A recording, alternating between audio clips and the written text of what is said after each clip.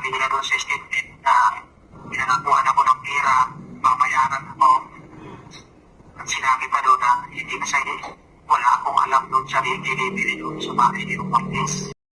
So, ayan na po guys, si Orly Gutesa ay lumantad na. Nagtago ng mga ilang buwan or tinago, ngayon lumantad bigla. So, shout out nga pala sa iyo, Orly Gutesa, nang sinabi mo, hindi ka mababayaran ng pera, pero ano ang nangyari? Bumaliktad ka ngayon at diniin mo, etong si Rodante Marcoleta at si Mike Defensor. Naku po, kaya lang po, bago ka bumaliktad, hindi mo ata alam na may iniwang kang ebidensya. Ayan po, ipapanood ko po ito ngayon sa aking mga viewers para malaman nila kung gaano ka kasinungaling. Ay, naku po. Ayan. So, klarong-klaro po na sinabi niya rito guys na ayan nga po, pinilit nga daw po siyang mag-recant or idiin si Rodante Marcoleta at Mike Defensor. So, ito nga, nangyari na. Nako, ito po yung video, panoorin po natin. Hello? Ayan, ito ka na? Matulog ka na? Ano yan? Nandiyan ka sa kwarto? Ha? Nakasama mo. Nagingin siya, nagingin. Tumawag si Kuya. Pinukumusta ka. Ulitin mo daw yung sinabi mo kanina na binibidyohan ka para may record. May record ka, pinali-record namin. Yan. Yung tungkol dun sa affidavit na sino ba may gawa nun? Ikaw o sila? Sila. Inarikod daw na. Ano sabi-sabihin? O sabihin mo kung ano nangyari doon para may record namin. Yun nga, binidyoan ako ng nakaraang araw. Tapos binasa ko yung statement na may mga sinigit sila na hindi naman totoo. Na hindi na si McLean na pati si Defensor. Na sinabi nila doon sa statement na pinangakuan ako ng pera, babayaran ako. At sinabi pa doon na hindi kasi wala akong alam doon sa delivery doon sa bahay ni Ortiz. Yun lang ang nakalagay doon na ayaw mo dapat pirmahan. At hindi naman ako gumawa ng statement din sila naman. Yun lang ang pinirmahan mo. Yun lang. Kaya yun lang yung nasingit doon sa ano ko. Saan ba yan? Sa pinakahuli? Hindi nasa na yun. Parang Gitna? 9 sa 12 yung nakita ko doon. Tapos may utang 20 ko. Ng pera. Ba't ang haba naman? Hindi sila buwa eh. Pero yung affidavit mo nung una, nandun pa yon. Wala yun. Iba. Bago na Ay, yung ginawa. may ginawang panibagong affidavit para basahin mo. Nung pinangako naman sa'yo nung una, nung pinirmahan mo, hindi na ilalabas yun. Sabi nila, hindi lalabas. Bakit ka pa nila pinabasa? Anong sense nun? Hindi ko alam po. Idadalhin daw sa korte para mawala na yung kaso ko. Yun yung sabi eh. Nung ayaw mong basahin, anong ginagawa nila sa'yo? Pinipilit akong basahin ko eh. Kaya wala ko magawa.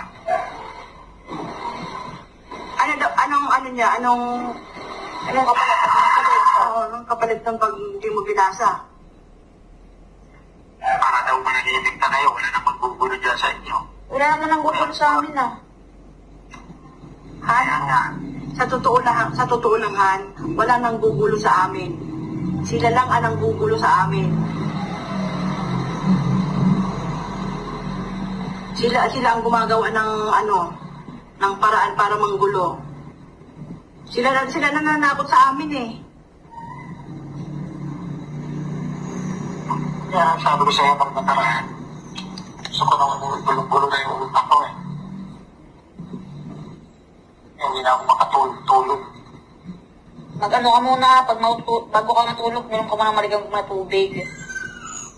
Para ma-relax yung muscle mo. Anak.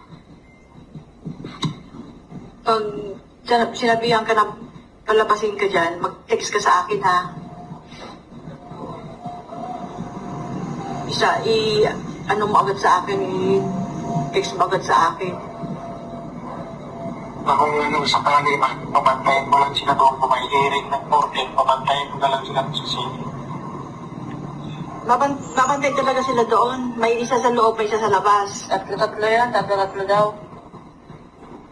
Kasi pag pinalabas ka, may contact na kami doon sa loob, doon ka na lang muna sa loob. Hindi ka na lalabas doon. Hindi ko alam po. Plano nila sa akin na yun. Hirap.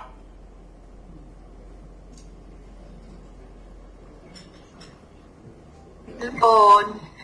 So, Secretary Lucina, it was recorded last year pa po. Last year. And that was the last conversation of the wife to Sergeant Odessa. Kasi nag-worry ako sa kanya, hindi ko siya nakikita. Nag-worry ako, hindi ko nakikita. So, sabi nung isang kasama, I think kaya sinabi, di ba, nung si Kuya, kung pwedeng record ninyo. And, confidentially, nasend sa akin. Sinend niya siguro dun sa isang kasama niyang ex-marine. So parang sinasabi na ito, buhay naman. Except, kung napansin nyo, ang sinabi niya, di ba, hindi ko lang kung palalabasin ako. Pag pinalabas ako, paalalayan niyo ako. Yun yung Senate hearing dapat na hindi natuloy. Na kung palalabasin ako, sabi, sige, may contact na kami sa loob and hindi ka namin papalabasin na.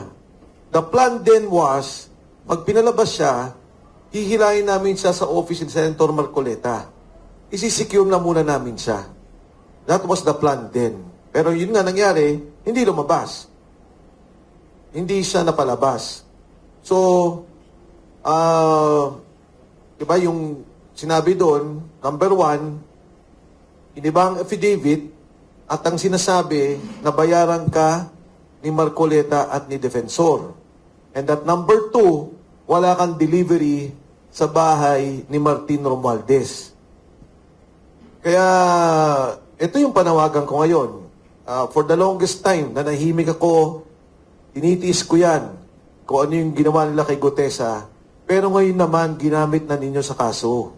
Kasama nyo na sa kaso, sinabi nyo na yung mga sinasabi niya ay sangkap doon sa final kay Speaker Martin Romualdez, and nananawagan ako kay Ombudsman na kung maaari, within his authority, within his sphere of influence, ay maprotektahan na, makuha si Sergeant Gutesa, mapalabas na, at maprotektahan siya at ang kanyang pamilya. Dahil ang paniwala ko, Wilson, kung siya lang, hindi matatakot si Gutesa. Kung siya lang, hindi atras. Pero, again, narinig nyo naman, di ba? Sabi, titigilan na kayo. Sinabi niyang kaso, aatras yung kaso sa'yo, yun yung kaso sa affidavit na i-file sa Manila. Na sinabi doon na siya ang kakasuhan pa. So, yun yung binabanggit doon. So, again, thank you sa inyong lahat for that opportunity. Kasi ngayon ko lang ito nilabas. First time. And I hope that this will help Gutesa and his family. Dahil, again, siya ang kakampi ng ombudsman sa kasong to. For the record, sir, buhay po ba si Gutesa o hindi? Ang last na nakuha kong information, ang sabi nila is buhay, and sabi nila kasama daw yung pamilya. As kung saan, hindi ko alam. Pero I'm sure hindi din siya abroad kasi makikita naman sa records kung nag-abroad eh. So you don't know, sir, who is in custody now of Odessa? Exactly. Hindi ko alam. Hindi ko alam. But definitely, Secretary Defensor, gobyerno may hawak. You don't know necessarily kung ano yung exact na agency or unit, pero gobyerno po ang may hawak. Nare-recall ninyo before ang kiniklaim ko Marines? Yeah, I was standing by that word. Although ang problema ko kasi, delayed ako eh. What do I mean? Pag sinabi kong nandito siya, wala na siya doon. Pero galing siya doon. Di ba? Pag sinabi kong mukhang nandito na siya, so, kasi yung information na nakukuha ko, hindi naman mabilis eh. Hindi naman siya ang kausap ko kaagad or the family. Grabe, parang suspense na to. Grabe, lalo pa sa serye. Ay, tanong kaya. Yes. Kung di ba before humarap po siya doon sa sine, paano po siya sino po kumuha sa kanya dinala kung saan lugar? Oo. Paano po nangyari? Ano legally ang process? Paano siya nawala? Kasi ang nangyari doon, Wilson, when we were Yes. talking, nakaupo kami. Oo. Binasa niya yung kanyang affidavit. Tapos Oo. sabi ni Senator Marcoleta, Oo. sabi, Sarge, ilagay mo doon sa huling provision Oo. yung protective custody. So sabi niya, okay. So kung panoorin niyo yung Senate hearing, sinabi niya na umiling po ako Oo. na bigyan ako ng proteksyon Oo. ng Senado. Nung in the middle of the hearing, na pinapanood ko siya, nagulat ako, ang sabi na niya, hindi ko na ho kailangan ng proteksyon ng Senado o proteksyon ng DOJ. Diba ganun yung nangyari? Tapos sabi, tinanong siya ni Senator Bato. Sabi, iba talaga yung Marines. From there, alam ko napunta siya sa Marine Compound. Kasama nung MC2. Sa pagkakaalam ko ha, MC2. Pagkatapos nun, wala na. Wala na. Hindi. In fact, paglabas pa lang ng Senate, wala na akong alam. Hindi ko na siya namomonitor. Bigla na lang magpaparating ng balita. Pinapasabi sa inyo ho, nandito siya sa ganito.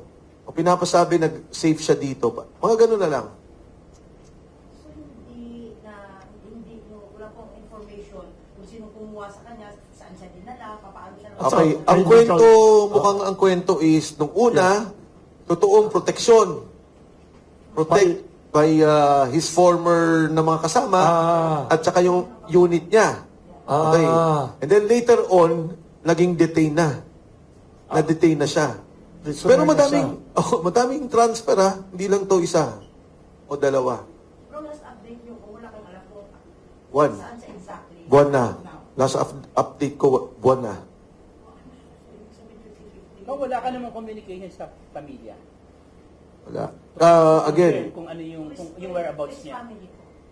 noong December, December pa yun. nagparating ako dun sa asawa. Sabi ko, pwede bang ilabas ko na to, mag-file na tayo. Ang sabi ng asawa, natatakot siya para sa buhay ni Gutesa. Baka mamaya, pag may lumabas na mga ganito, o lumabas na kung ano man, talagang mapahamak na ang buhay ni Sergeant Gutesa.